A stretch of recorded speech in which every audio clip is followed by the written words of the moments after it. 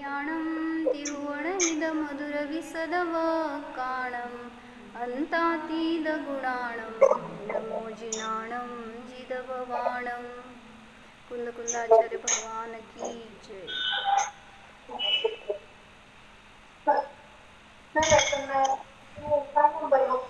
काय बघत होतो काल आपण की अभव्य जीव कसा असतो त्याचं लक्षण बघत होतो. एकदा ग्रॉस आयडियाला घेते, काल घेतलेलं बोर्डवरचं दिसतंय का सगळ्यांना?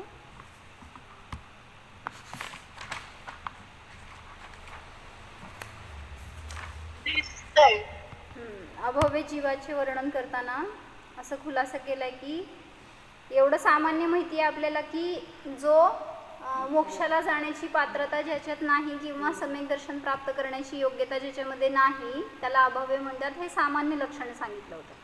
पण विशेष रूपाने अजून काय काय सांगितलं किंवा आपण स्वतःचा निर्णय करण्यासाठी ही सगळी लक्षणं बघायची आहेत की मी अभव्य नाही ना, मला अनुभूती करण्याचं सामर्थ्य माझ्यात आहे किंवा पात्रता आहे, ह्याचा विश्वास जागृत करण्यासाठी ही चर्चा बघतोय. ह्याच्यातून अभव्यच लक्षण जाणून कोणीतरी असं म्हणू नये की मी अभव्य आहे किंवा मला आजपर्यंत अनुभूती झाली नाही म्हणून मी अभव्य असेल, तर असं भय नको. ह्याच्यासाठी म्हणून निर्णय करायचा आहे आपल्याला की आपल्या आत्म्याला आपण जर जाणलं असेल तर सम्यक दर्शनाची प्राप्ती त्या समयाला होणार आणि मग भव्यत्व प्रगट झालंच. मग अभव्य जीव असतो तो, असं प्रश्न विचारला होता आम्ही की अभव्य जीव सगळं करतोय, सम्यक दृष्टीसारखी सगळी चर्या क्रिया व्रत उपास ज्ञान ध्यान सगळं करतोय, काय नाही असं नाही, मग त्याला अनुभूती का नाही होत? म्हणजे तुम्हाला आवश्यक असलेल्या मागच्या सगळ्या देशनालब्धीपर्यंत काय प्रायोगलब्धीपर्यंतच्या सगळ्या क्रिया त्याच्याकडे चालू आहेत की तशाच्या तशा, मग त्याला अनुभूती का होत नाही? ह्याच्यासाठी आम्ही हेतू घेतले होते. तर त्याचं वर्णन असं हां, तर त्याला ती परिणामामध्ये एक अटक असते ते सांगितलं होतं इथं की पर्यायात कर्तृत्व बुद्धीची अटक असते, ती सुटतच नाही. मी केलं, आज पण मी तेच ऐकलंय काय प्रवचनमध्ये,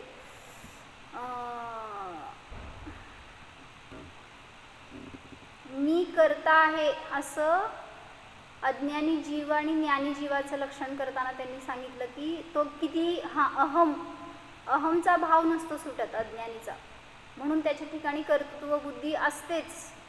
त्यांनी बरे नाही म्हणेल तरी सुद्धा कर्तृत्व बुद्धीचा अंश असतो त्याच्याजवळ, त्यामुळे तो अज्ञानीच राहतो. आणि जो ज्ञानी आहे त्याला कितीही केलं तरी सुद्धा त्याच्यामध्ये कर्तापणा नाही आहे. कर्तापणा ज्याचा सुटला ना, तर म्हणजे सूक्ष्मता बघा की त्याच्यामध्ये की आपल्यामध्ये पण आपण वाटते की नाही म्हणत नाही आपण, पण कुठेतरी भाव जर पडलेला असेल ना कर्तृत्वाचा, तुम्हाला नियमाने अडथळा येणार आहे. निर्विकल्पता प्राप्त नाही होणार आहे त्याच्या निमित्तामध्ये. हां, किती सहजतेने करायला पाहिजे म्हणजे संसार पण करताना करायचंय, अजून हे केलं, मी केलं किंवा हे चांगलं झालं, हां, म्हणजे मी करता नाहीच आहे ह्याची भावभासना असायला पाहिजे. म्हणजे प्रॅक्टिकली असं वाटलं, विचार व्हायला पाहिजे त्याच्यावर, आपण स्वीकारत नाही. पण स्वीकार केला तर तिथं समजेल तुम्हाला की सगळेजण स्वतःला असं म्हणतात की मी कुठं कर्तृत्व घेतोय, पण आहे अंतरंगात कुठंतरी पडलेला आहे, तर त्या अंशाला काढून टाका, त्याच्याशिवाय पुढं सरकू शकत नाही.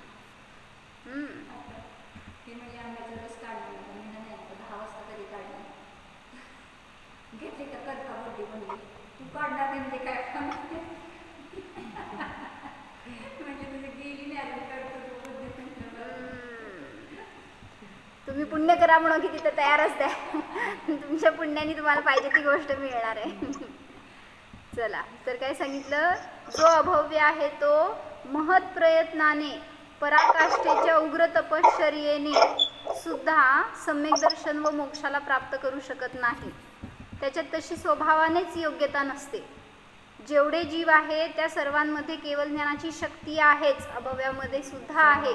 सगळे भव्य अभव्य सगळे जीव कुठलेही असू देत, पहिलं पॉईंट काय सांगितलंय, केवळ ज्ञानाची शक्ती सगळ्या जीवांमध्ये आहे पण अभिव्यक्ती यांच्यामध्ये नाही.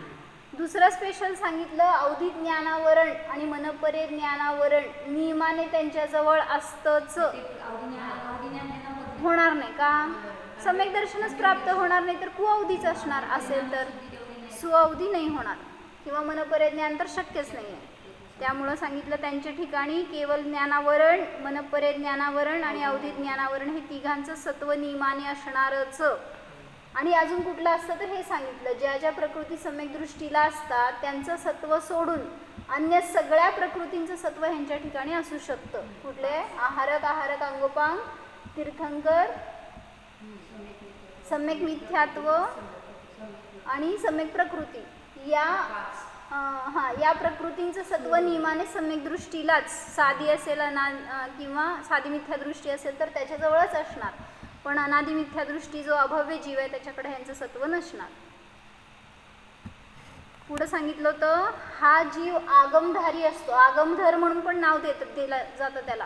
म्हणजे तुम्हाला आज बहिरंगात अनेक जण असे दिसत आहेत की भरपूर शास्त्राचे पाठी आहेत, तो काय म्हणायचं कंठस्थ आहेत, अनेक ग्रंथ अनेक प्रकारे त्यांनी अध्यात्मामध्ये घटवून पण दाखवत आहेत. सगळं दिसतंय की 11 अंग 9 पूर्वाचा ज्ञाता असू शकतो. इतकी त्याची काय सोपं आहे का? इतकं म्हणजे इतकंपर्यंत पेशन्स ठेवून अभ्यास करणं, इतकी पण त्याच्यामध्ये विशुद्धी काय म्हणायचं एक प्रयत्न आहेत, एक प्रकारचं पुरुषार्थ आहे त्याच्या ठिकाणी.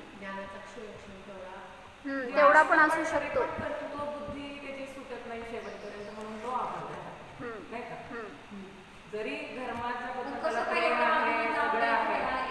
कसं असू शकतं बघा की, म्हणजे आपल्याला पण असं खोटं वाटतंय खरं, कारण आम्ही पण बघितले समक्षात अनेक संघ सोलापूरला जे आलेले ना, इतके जबरदस्त ज्ञानी ध्यानी असं दिसले किंवा आम्हाला काय माहीत नाही अशा गोष्टी अनेक त्यांनी शास्त्रांच्या द्वारे वगैरे आधाराने सांगायचे ना. आणि चर्याबीर पण व्यवस्थित एकदम, कोणाकडं स्त्रियाकडं बघणं नाही, सगळं आपलं चर्येनी, कुठं निर्दोष पालन एकदम. मग असं बघितल्यावर वाटलं सप्तम गुणस्थानातच घटवणार आहे. मग एवढ्यावरूनच आम्ही फक्त माहिती होतं की आम्हाला चतुर्थ गुणस्थानामध्ये अनुभूती होती, हे मानत नाहीत. पण बहिरंगात दिसायला जे होतं ना, दिसायचं असं पटतच नव्हतं मनाला की ह्यांना का नाही हे पटत. मग असं वाटायचं की ते श्रेष्ठ का आम्ही श्रेष्ठ. म्हणजे एक शेवटी असं एक भाव यायची की त्यांना हे अध्यात्म कळायला पाहिजे, ही धारा यायला पाहिजे ज्ञानामध्ये, तर कुठे पोचतील मग ते. मग हा तर काय जीव सांगितलं तुम्ही सगळ्या रीतीने पुढं गेलेला आहे. हा तर 11 अंग 9 पूर्व म्हणजे कशाला म्हणतात? आपल्याकडे किती ज्ञान आहे, सगळी असली नसलेली जिनवाणी वाचली तरी एक पूर्व सुद्धा नाही आहे आपल्याकडे आत्ता. आणि मग 11 अंग 9 पूर्वाचा ज्ञाता असू शकतो. जो 9 पूर्वाचा धारी होतो त्याचे ज्ञान प्रवाद पूर्ण अभ्यस्त होते. आत्म्यासंबंधी, ज्ञानासंबंधी जितके साहित्य आहे, ज्ञान आहे, विज्ञान आहे, ते सर्व याला पूर्णपणे ज्ञात असते. तसेच कल्याण बुद्धीने चारित्र्याचं पालन करतो. कशाने? कल्याणाची बुद्धीनी फक्त, पण त्याच्यामध्ये सम्यक दर्शनाचा अंश नाही. चारित्र्याचं पालन आहे पण सम्यक्त्वपूर्वक नाही. जगात नाव, प्रसिद्धी, पूज्यता, मान्यता करण्यासाठी तो चारित्र्य पालन करत नाही. काय नाही असं नाही, सगळ्या लक्षणांनी युक्त आहे. जसं तुम्ही सम्यक दृष्टीचं लक्षण करणार ना, काहीच त्याच्यामध्ये दुसरं बाधाच नाही असे लक्षण आहेत अभव्याची सुद्धा. मात्र कल्याणाच्या बुद्धीने हे सर्व पाळतो, तरीही सम्यक्त्व सहित ज्ञान चारित्र्य नसल्याने अज्ञानी मिथ्या दृष्टीच राहतो. अभव्याच्या परिणामामध्येही खूप उच्चता असू शकते. त्यालाही शत्रुमित्र, शत्रुमित्रामध्ये समबुद्धी, निंदा प्रशंसेमध्ये समता, धनकांच या अभेद दृष्टी, उपसर्गामध्ये क्षोभरहित साधना सर्व दिसून येते. पण कुठेतरी कर्तृत्व बुद्धीची अटक असल्याने तो स्वानुभव करू शकत नाही. असं बघा ना, बाहेरंगात सगळं उपसर्ग चालू आहे, समजा शरीरावर काय आघात केलाय, कोणी काय नाश करायला शरीराचा, तरी सुद्धा त्या शरीरामध्ये लिप्त होणार नाही तो. सगळी परिणामातून पण ते समता दाखवायला लागले, पण तरीही आत्मा समजणार नाही त्याला काय हे बाहेरचं सगळं समजून उपयोग आहे, करून उपयोग आहे. म्हणून एवढं करा हे सांगायचं तुम्हाला. हे सगळ्यातून तुम्ही जे काय बाहेरचं करायला जात आहे ना, मी काल म्हणले ते एक जण आले होते इथं, तर त्यांनी म्हणलं मला प्रतिमा घ्यायचे भाव आहेत. मी म्हणले तुमचं स्वाध्याय काय आहे? ते म्हणले कुठलं तर नाव सांगितले मला, काहीतरी स्तोत्र वाचतो का कुठल्या तरी एका महाराजांचं पुस्तक वाचतो असं म्हणलं जिनागमाचं जेवढं तुम्ही पहिल्यापासून बेसिक अभ्यास करणार आहे तर तुम्हाला कळणार आहे आणि ते ज्ञान घेऊन तुम्ही प्रतिमा घ्या, काय बाधा नाही आहे. तुम्ही प्रतिमेत शिरला, चारित्र्यात पहिला शिरला तर काय ज्ञान कळणार आहे आपल्याला. म्हटलं पहिल्यांदा अध्ययन करा, ध्यान करा आणि त्याच्यापूर्वक तुम्ही जे करणार ना चारित्र्य तर ते योग्य असणार असं मी सांगितले. पण आता ते माहीत नाही किती पडलं त्यांच्या पदरी. तर मला म्हणायचं आहे कुठंतरी कर्तृत्व बुद्धीची अटक असल्यामुळे बहिरंगामध्ये सगळी चर्या योग्य असताना सुद्धा तो जीव स्वानुभव करू शकत नाही. मग त्यांनी त्याच्यासाठी एक असं उदाहरण देऊन सांगितलं. काय म्हणायचं, टोमणा म्हणा, गाय बैल पशु पक्षी वगैरे सगळे रवंथ करायलेत, खायलेत प्यायलेत तरी सुद्धा सम्यक्त्वधारी असू शकतात. पण हा जीव उग्र तपश्चर्या करतोय, दुर्धर तपस्या, तपाचे निर्बाध पालन करतोय तरी सुद्धा सम्यक दर्शन प्राप्त करू शकत नाही. म्हणजे बघा की एक जीव इथं बसलाय, शास्त्राला बसलाय, मंदिरात दर्शन करतोय आणि एक जीव बाहेर तिथं खड्डा खणतोय, काहीतरी कामं करतोय. कोण सम्यक दृष्टी हो? म्हणजे इथं बसलेल्या सगळ्या जीवांना कानावर शब्द पडतायत, जिनवाणी दिव्यध्वनी ऐकतायत तरी सुद्धा सम्यक्त्व होईलच असं नाही. आणि कोणी जीव सगळं बहिरंगामध्ये काय त्या शास्त्राच्या जवळ पण येत नाही आहे. ते एक जण सांगितले होते असं की एका खेड्यामध्ये एक शेतकरी आहेत, म्हणजे झालेली घटनाचा मला म्हणण्यात आहेत. तर ते दिवसभर शेतीचं काम करतात पण इतके भक्त आहेत, परमभक्त भगवंतांचे, की त्या शेतीच्या कामात पण दिवस रात्र त्यांचं नामस्मरण, त्यांचं जप अशातच दिवस रात्र. मग ते एक स्टोरी पण येते की तशी की तो कोणीतरी पंडित असतो आणि मंदिरात दिवस रात्र त्याचं सगळं अध्ययन पूजन काय ते देवाचं सगळं अभिषेक वगैरे सगळं तो करायचा. आणि मग त्याला एक असे परिणाम की मी किती धार्मिक आहे. आणि मग यमदूत आला आणि त्या दोघांना घेऊन गेला. कोण? ते शेतकरी आणि हा पंडित. आणि मग समोर नेऊन उभं केलं यमाच्या आणि त्यांनी विचारलं यमदूतांनी कुठं नेऊ या दोघांना. पण मग त्यांनी सांगितलं या पंडिताला कुठतरी दुर्गती दाखवली आणि तो शेतकरी आहे त्याला सांगितलं स्वर्गामध्ये. मग हे पंडित म्हणला असं काय तुम्ही न्याय, तुम्हाला समजते का मी कोण होतो, मी काय केलं आयुष्यभर. मग त्यांनी सांगितलं तूच बघ म्हटलं काय केलं होतं आणि काय नाही, तू सांग. आणि म्हटलं त्यांनी काय केलं असं म्हणून त्याला तुम्ही उच्च बघताय. मग त्या नारदानी सगळं त्याचं इत्थंभूत इतिहास काढला आणि त्याला दाखवलं स्पष्ट असं की पंडित हा दिवस रात्र भलेही त्या देवाच्या जवळ बसायचा, देवाऱ्यात बसायचा तरी सुद्धा दक्षिणा काय मिळते, त्याला काय पैसा मिळतो किंवा तिथं काय सगळं द्रव्य मिळतंय ही बुद्धी त्याची सगळी त्याच्यामध्ये. आणि तेच हा शेतकरी जे काय कमवेल ना ते सुद्धा देवाला अर्पण करायचे भाव त्याला. आणि दिवस रात्र कष्टामध्ये त्याचं चिंतन मंथन सगळं त्या देवाशी जोडलेलं. म्हटले सांग तूच भक्त कोण आहे खरा. मग तो म्हटला की ते शेतकरी भले 5 मिनिटासाठी येऊन देवळात जात होता पण दिवस रात्र त्या शेतामध्ये काबाड कष्ट करायचा, पण तरीसुद्धा तोच सगळ्यात ह्याच्यापेक्षा श्रेष्ठ भक्त आहे असं त्यांचा निर्णय केला. जाऊ दे कशासाठी.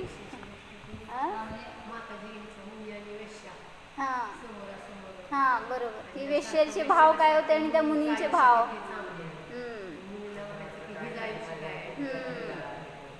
वेश्याचे भाव काय होते, ते मुनींचं लाईफ कसलं ग्रेट आहे, त्यांना किती साधन आहे.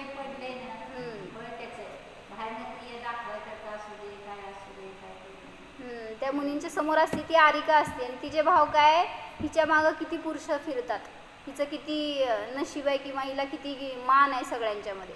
म्हणजे आरिका असून सुद्धा परिणाम असे केले की पुढच्या नियमाने गतीमध्ये दुर्गती बांधली. आणि हिचे भाव असे की मी हे करते किती चूक आहे माझं आणि ह्यांचं जीवन किती सुंदर आहे आरिकेचं. अशा परिणामांनी तिला सद्गती मिळाली, भले ती आयुष्यभर. म्हणजे आता ते त्यांच्याकडे बघायचं नाही आहे आपल्याला, दृष्टांत आहे ते आपल्यावरच लावायचं आहे. म्हणून आपल्या अभिप्रायात काय पडलं हे आपल्याला माहित आहे, त्यामुळं कुठं जाणार आहे हे देवाला माहित आहे.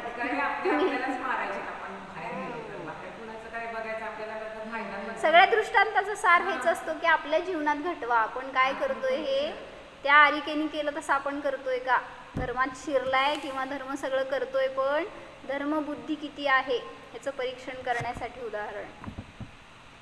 ते पण सांगतात ना, 2 भाऊ आणि त्यातला एक भाऊ, दोघांचं लाईन असायची. एक दिवस एक जण पूजा करायची आणि एक दिवस जाऊन लाकडं आणायची ह्याच्यातनं, जंगलातनं. मग ज्या भावाची बारी होती की लाकूड आणायला गेला, त्या दिवशी विधान पूजन करणार होते मंदिरात. मग तो तिथं बसून आकुलता करतोय की किती छान तो पूजन करत असेल, मला आज मिळालं नाही, मी मिस केलो, त्याला किती आनंद येत असेल. आणि हा मंदिरात बसलेला म्हणला त्याला सगळीकडे फिरायला मिळतंय, सगळे फळं बिळं खायला मिळते जंगलामध्ये, मी इथं किती अडकून पडलोय. म्हणजे किती 2 तास विधान, किती 4 तास. म्हणला मला इथे एक ठिकाणी बसावं लागतंय. कोणाला पुण्याचं बंधन आणि कोणाला पापाचं बंधन. म्हणजे शेवटी बाहेरचं क्षेत्र वगैरे धर्मावर धर्म हे क्षेत्रावर अवलंबून नाही आहे, परिणामांवर अवलंबून आहे.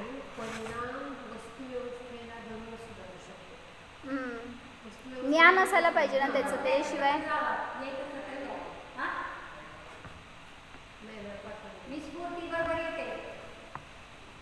त्यांना या म्हणू की आत स्फूर्ती का की म्हणा तुम्ही.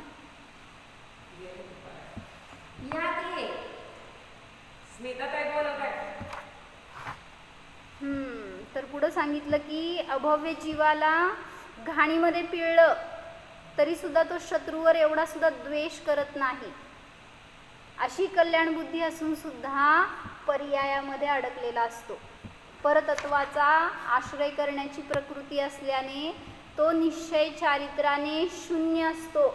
म्हणजे जिथं कर्तृत्वाचा भाव आला अंतरंगामध्ये, तिथं निश्चय चारित्र प्रगट होऊ शकत नाही. इथंपर्यंत काल वाचलो होतो आपण. व्यवहार नयाच्या एकांताला धरलेला असतो. सगळ्या नयाचं ज्ञान झालंय, सगळं इथंभूत जिनवाणीचं ज्ञान झालंय की, पण तरी सुद्धा व्यवहाराचा एकांत सुटत नाही. त्या अध्यवसानांचा प्रतिकार करत नाही. मिथ्यात्व मंद असते, क्रोधादी कषाय मंद असतात. देवशास्त्र गुरूंच्या उपासनेमध्ये राहतो, पण तरीही त्यातील मर्म जाणत नाही. सहज स्वरूपाचा परिचय करत नाही, त्यामुळे तो मोक्षास पात्र होत नाही. एवढं ऐकल्यावर सुद्धा फक्त अशी काय म्हणायचं, एक झटका लागायला पाहिजे की नाही, बस मी जाणतोय बास, हे सगळी लक्षणं माहीत नाहीतच. म्हणजे अनुभव घ्या, सारखं अनुभव घ्या, येणाऱ्याला पण सुद्धा घ्या आणि निर्णय करा सारखं की ही सगळी लक्षणं माझ्यापासून वेगळी आहेत, तर सेफ झालात. नाहीतर क्रोध कषायादी मंदत परिणाम किंवा सगळे चारित्राचं पालन सगळं तुम्ही करताय की नाही असं नाही आहे. स्वाध्यायामध्ये आहात, चिंतनामध्ये आहात, पण एवढं सफिशियंट नाही. आणि एक अनुभूती घेतला तर बाकीच्या कशाची गरज नाही. होणार आहे ते सगळं परिणामामधून. असं नाही की तो एकांत करेल किंवा शिथिलाचार्य होईल असं नाही. ज्याला एकदा आत्म्याची चव काय कळली तर तिथं वितरागता सहज परिणामात येतेच, नाही असं नाही. त्याला स्वभावाचा परिचय होत नसल्यामुळे तो मोक्षास पात्र होत नाही. अभव्य मुनी 28 मूलगुणांचे निरतिचार पालन करतील. कुदेव कुगुरु कुशास्त्राची सेवा करणार नाहीत. म्हणजे असं पण नाही की ते तिकडं आकृष्ट असतात, नाही, ते पण लक्षण नाही. समता परिणामही महान असेल, अखरांग नवपूर्वाचा पाठी असेल तरी सूक्ष्म परिणमनामध्ये अटक असल्याने अंतरंगात प्रवेश करू शकत नाही. सगळीकडे वेगवेगळ्या अनेक ठिकाणी जिथं वर्णिजींनी घेतलं होतं ना, असंच फक्त शब्द वापरून केलंय खुलासा की कुठंतरी परिणामामध्ये अशी बुद्धी पडलेली असते की मी करता आहे किंवा हे मी केलंय किंवा मी हे करतो, किती चांगलं पालन करतो, किंवा मी मुनी हा भाव सुद्धा तिथं पडलेला असेल तरी उद्धार नाही होऊ शकत. आणि हे परिणमन नियमाने त्याच्या मोक्षमार्गामध्ये बाधक ठरतं. पुढं सांगितलं की अभव्यांची संख्या किती असते. जगात हे जीव म्हणजे अभव्य जीव एकूण जीवराशीमध्ये खूप अल्प आहेत. नगण्य म्हणला तरी चालेल. संख्येच्या पण तरी सुद्धा संख्येच्या अपेक्षेने अनंत आहेत. कारण अनंत जीवराशी आहे, त्याच्यामध्ये हे खूप अल्प आहेत पण तरी अनंत आहेत. कारण त्या अनंताचे अनेक भेद आहेत. भव्यांच्या तुलनेमध्ये अनंतवा भाग आहेत.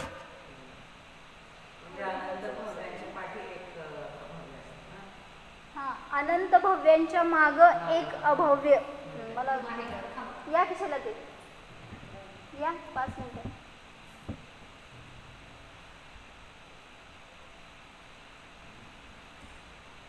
म्हणजे किती आहे संख्या म्हणून सांगितलं. इथे आहे चटई घ्या का इथे बसायला मागं दरवाजाची.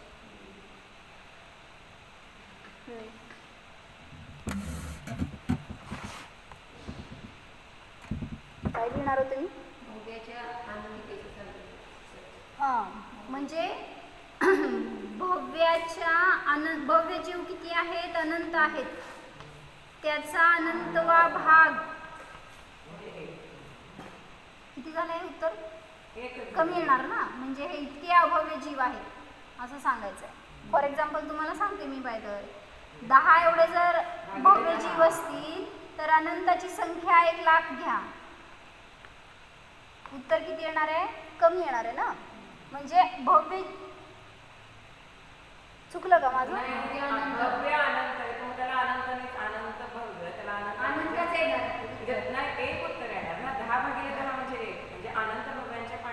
तसं नाही हो. ते अनंतच दाखवायचंय मला म्हणून तर सांगते. तसं नाही थांबा 1 मिनिट. भव्यांच्या तुलनेत अनंतवे भाग प्रमाण अभव्य जीव असतात.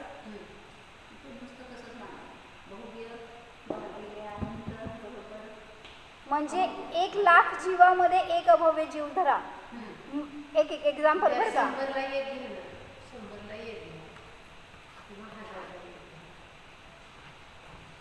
कसं करायचं. गणित विसरलं सगळं. म्हणजे भव्यवरचे अनंत मोठा आहे का खालचा अनंत मोठा आहे असं मी बघाले हो. अनंत जीव आहे अभव्य जीव आहेत ते कमी आहेत. कमी अनंत पाहिजेत म्हणजे कमी येणार आहे. अभव्य जीव कमी आहेत ना. हां म्हणजे कमी येणारच. कमी येणार ते. हां म्हणजे असंच मगाशी लिहिलेलं असं. भव्याच्या अनंतवा भाग एवढे अभव्य जीव आहेत. अभव्यांची राशी किती आहे. भलेही अनंत आहेत अभव्य पण तरी सुद्धा त्यांची क्वांटिटी कमी आहे. मग त्यांनी सांगितलं त्याचा खुलासा करताना 1,00,000 जीवाच्या मागे एक अभव्य असतो का. नाही. करोडामध्ये एक असतो का. नाही. शंख महाशंख हे सगळे पुढचे आहेत बरं का. जसं तुम्ही ते करोड अरब वगैरे करता ना त्याच्या पुढं. हां शंख महाशंख मध्ये एक असतो का. नाही. एवढे प्रमाणही बसत नाही तर अनंत जीवाच्या मागे एक अभव्य असतो. एवढं ऐकल्यावर सुद्धा निश्चिंत झालं की काय आपल्याला त्याचं बयच नको. अनंत जीवाच्या मागे एक अभव्य असतो म्हटल्यावर मी भव्य आहेच म्हणजे मी अनुभूती करायला पात्र आहे. तर आपण पुरुषार्थ करणं एवढं आपल्याकडे राहिलेलं आहे बस. अनंत जीवामध्ये एक अभव्य असतो म्हणून म्हटले भव्यांच्या अनंतवा भाग प्रमाण अभव्य जीव असतात. म्हणजे किती राशी असती भलेही सगळ्या दुनियेत काढा सगळ्या 3 लोकांमध्ये काढा तरी अभव्य जीवांची संख्या भव्यांच्या तुलनेमध्ये खूप खूप अल्प आहे.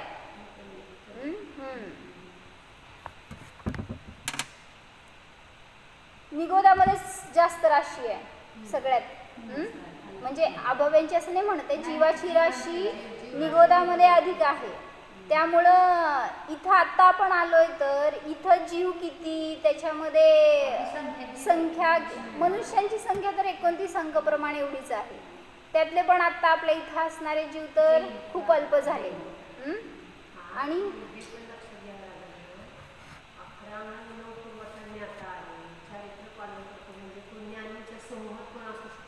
आहेच की. तर भगवंतांच्या सान्निध्यात आलाय समोर शरणात सुद्धा जातो. भव्य अभव्य जीव सगळीकडे आहेतच. जाणार काय बाधा नाही. पण सम्यक्त्व करण्यासारखी पात्रता त्याच्यामध्ये तिथं पण नाही. म्हणजे असं कुठं उल्लेख नाही आला की अभव्य जात नसतात. तिथं बहुतेक 8व्या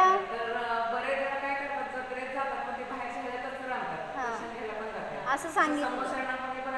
म्हणजे बहुतेक दिव्यध्वनी त्याला कानात पडत नाही असं काहीतरी आहे. मला नाही लक्षात नीट आत्ता. किंवा तिथंपर्यंत जाऊन सुद्धा तो म्हणजे समोर शरणात जाऊन सुद्धा तो बाहेर रमतो असं काय काय अनेक ठिकाणी आलंय वर्णन.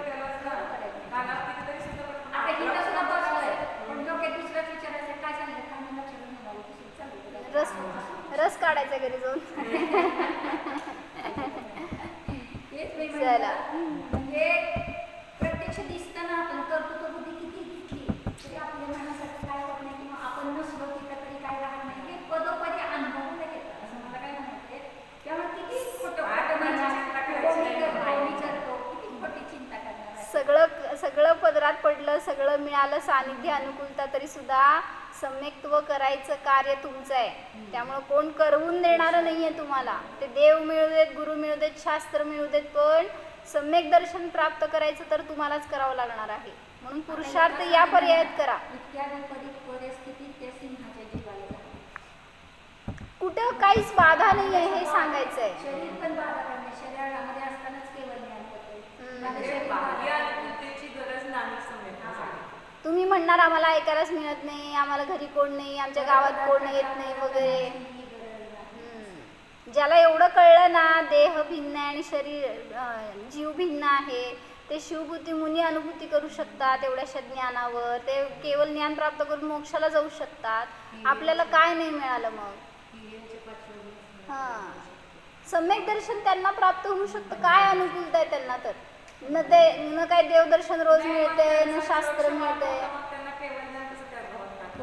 पुढं झाला की परत मग म्हणजे एवढ्या फक्त बेसवर त्यांनी केवळ ज्ञानापर्यंत पोहोचले नाही असं नाही हे सांगायचंय. म्हणजे त्यांची कथा आली होती ना ह्याच्यामध्ये शिवबुद्धी मुनीची.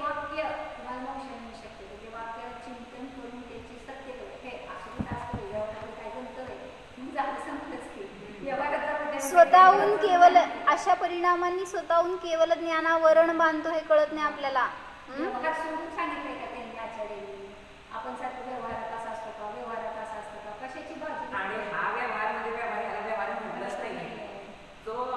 आणि म्हटलं ना ज्याला निश्चय नाही. आणि आता नुसतं आपण असं म्हणलं की इतकं सगळं जिनवाणी मला कुठनं होणार आहे, काय समजणार आहे होय. एवढ्यानीच आपण किती आवरण बांधतोय कळत नाहीये. किंवा आता कोणी चारित्र पालन करते व्यवस्थित, एवढं कुठं जमत असतंय का, करायचं असतं का एवढं काय. एवढ्या परिणामांनी सुद्धा आपण स्वतःसाठी कसा अंतराय बांधतोय कळत नाही सहजतेने. हां, म्हणजे सावध राहायला पाहिजे ह्याच्यामध्ये. याच्यासाठी सांगायचं करणारे पालन करायला, तुम्ही का फुकट बंद बांधायला लागलाय. आपण अनुमोदना करायला पाहिजे उलट की त्यांनी करताय ते योग्य आहे किंवा असं केलं जायला पाहिजे, आपल्याकडनं पण पालन व्हायला पाहिजे. इतके भाव उलट उत्कृष्ट करायला पाहिजे. आपण त्यांचं तर बघणार आणि म्हणणार की ते लय कडक आहेत किंवा त्यांचं लय आचरण असं आहे आणि तसं आहे, उपयोग नाही. हां, त्यांचं सगळं पुण्य. काय म्हणलं ऐकलं का, जे करतायत ना पालन व्यवस्थित, त्यांना तिथं बसून, तुम्ही जिथं आहे तिथं बसून अनुकूलता देण्याचे भाव करा, अनुमोदना करा. मी परवा पण एकांना असंच सांगितले. आम्हाला रत्नात्रय जरा बरं नव्हतं म्हणून मी एकदा बोलले ना, तर ते म्हणले आम्हाला खूप भाव आहे तिथं बसून कराय, पण आम्हाला येता येत नाही असं कोणतरी म्हणले परगावचे. मग म्हटलं तुम्ही तिथं बसून सुद्धा पुण्य वाढवलं ना तुमचं, म्हणजे काय म्हणायचं, एक तुमच्या परिणामांचं आपलं पुण्य कमी झालंय हो. म्हणून आपल्याला असं पाहिजे ते मिळत नाहीये म्हणा, किंवा त्यांच्याकडून त्यांचा आपल्याला पूर्ण उपयोग करून घेता येत नाही. आपल्या पुण्याची कमी झाली हे बघत नाही आपण. आपण बघतोय ते देत नाहीत, करत नाही, त्यांचं असं. मग असंच सांगितलं मी, तुम्ही परगावात बसलाय ना, तुमचं पुण्य वाढवा, त्या पुण्याचं प्रताप, तुमच्या भावाचं परिणाम त्यांना अनुकूलता मिळेल. म्हणून तुम्ही करू शकता सेवा वयावृत्त जिथं आहे तिथून. भावना तर उत्कृष्ट करा, त्या भावनेत शक्ती आहे आणि त्या शक्तीच्या निमित्तामध्ये जे हवं ते कार्य मिळतं तुम्हाला. बघा की तुमच्या गावापर्यंत चालवित येतील साधू तुम्हाला देशना द्यायला. चला, तर काय सांगत होते, अभव्याचा मार्मिक उपदेश पण पोपटपंची असते. म्हणजे किती तो चांगला उपदेश करेल, कितीही अध्यात्मपूर्ण सूक्ष्म कथन करेल, एकदम त्यांची चिंतनधारा दिवस रात्र त्याच्यामध्ये हे दिसतंय. सगळं बघितलंय बरं का असं प्रत्यक्ष, की वाटतच नाही की हा जीव कसं काय सम्यक दृष्टीने, असं वाटायचं आम्हाला तर बघितल्यावर. आणि म्हणजे त्याचं किती सूक्ष्म ग्रंथ लेखन, त्यांचं इतकं लेखन शास्त्र वगैरे त्याच्यामध्ये पण सगळं काय म्हणायचं, त्या आपण पिंडस्थ ध्यानामध्ये नेऊन ठेवतो ना, त्या काय म्हणायचं त्या स्फटिकमणीच्या आसनावर, त्या स्फटिकमण्यापर्यंत सगळं यथार्थ त्याच्यावर बसलेला आत्माच नाही दिसत, काय उपयोग? म्हणजे सगळं बाहेरचं सूक्ष्म वर्णन, कथन, चिंतन, लेखन सगळं यथार्थ, पण त्याला म्हणायचं कसं यथार्थ? जर ते आत्मेलाच दाखवत नसेल, जाणत नसेल तर ह्यालाच म्हणायचं पोपटपंची.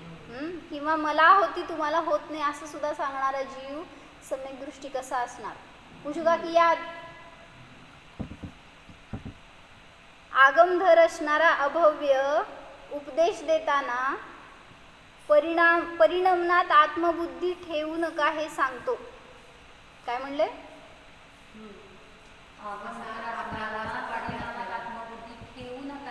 वर बसा की, कशाला खाली आहे की ते खुर्ची, त्याच्यावर बसा. नको खाली, वर बसा. अगदी प्रभावीपणे व बलाने सांगेल, पण स्वतःच्या परिणमनामध्ये आत्मप्रतीती नसते. आत्मबुद्धी म्हणजे अहंकार म्हणायचे बरं का.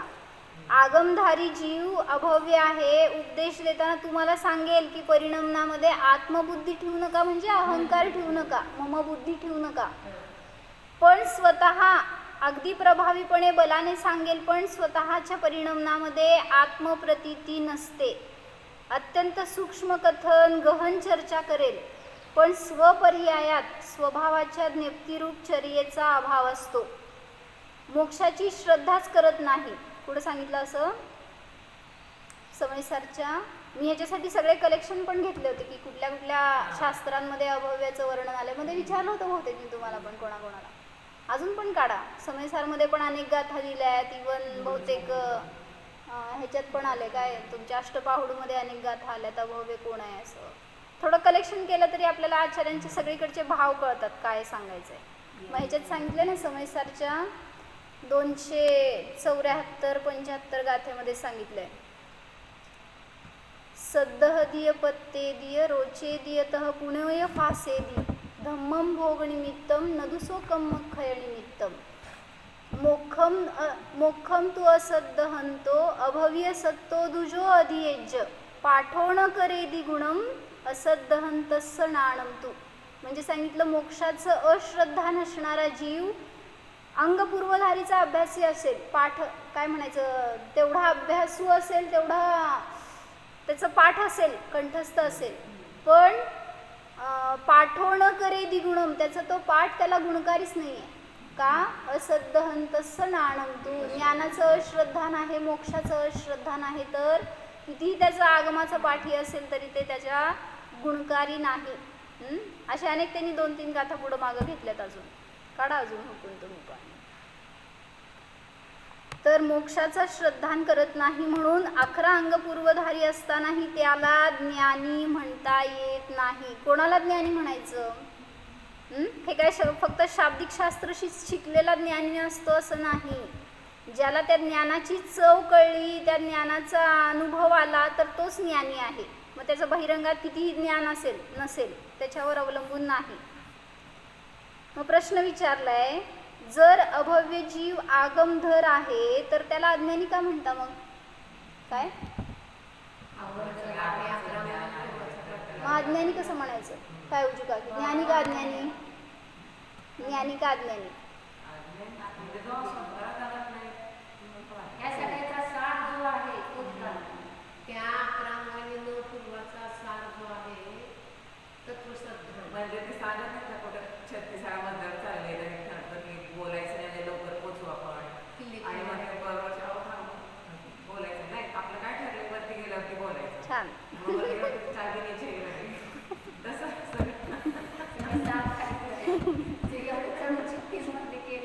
तेच म्हणून ते सगळ्याच पाठांतर झालं. एवढ्यावर चढून पण काय उपयोग नाही असं सांगायचं त्याच्यामध्ये. कारण चावी म्हणजे अनुभूती न घेता न प्रवेगापर्यंत जाऊन आलोय ते.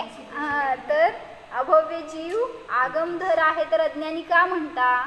हे आगमाचे ओझे तर वाहतात, पण त्या आगमाचे फळ आहे आपल्या आत्म्याच्या सहस्वरूपाचा अनुभव.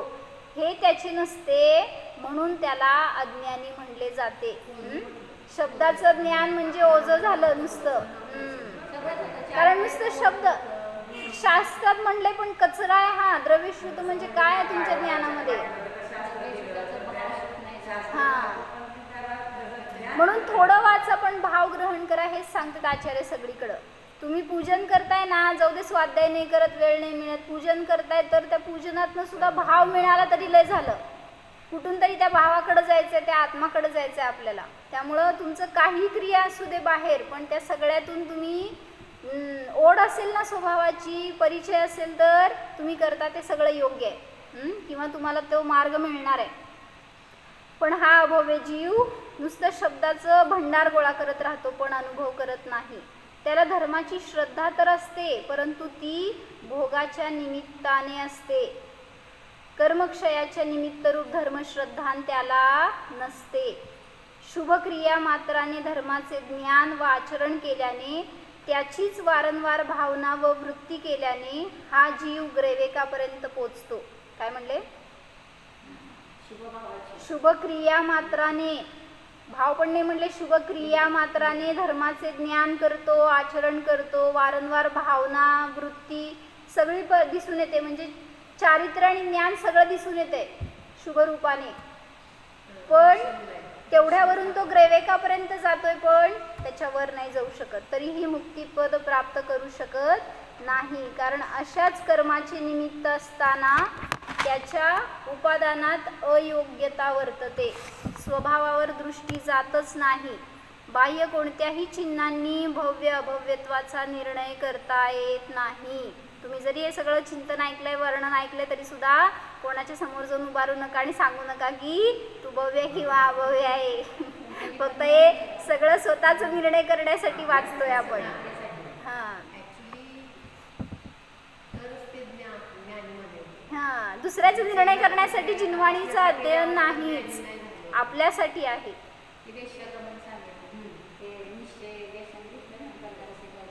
दुसऱ्याची बुद्धी तपासण्यासाठी प्रत्येक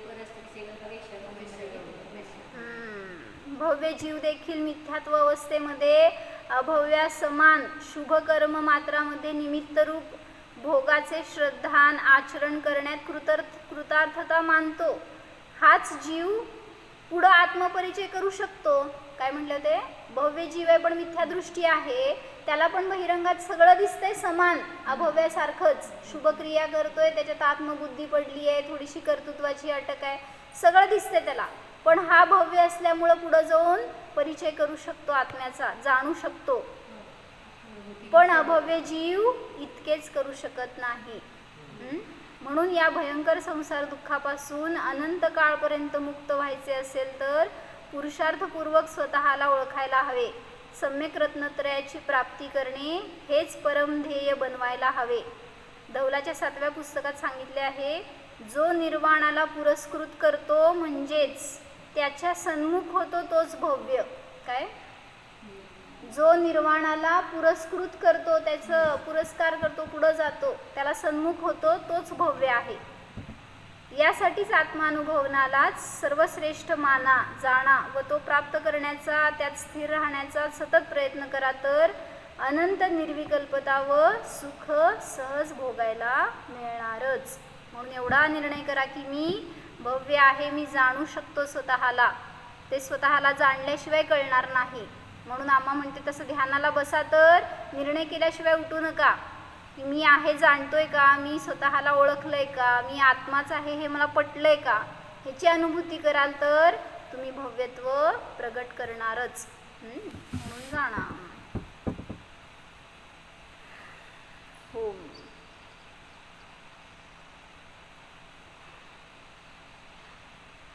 जाणा.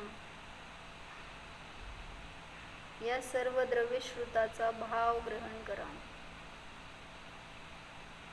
ज्ञानवान असणारा निज ध्रुव पहा.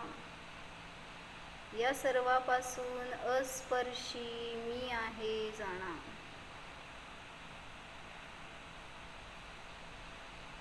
सर्व विकल्पांनी शून्य आहे. संसाराच्या भयाने रहित आहे. बस ज्ञाता मात्र आहे. न्यायकोऽहम् ॐ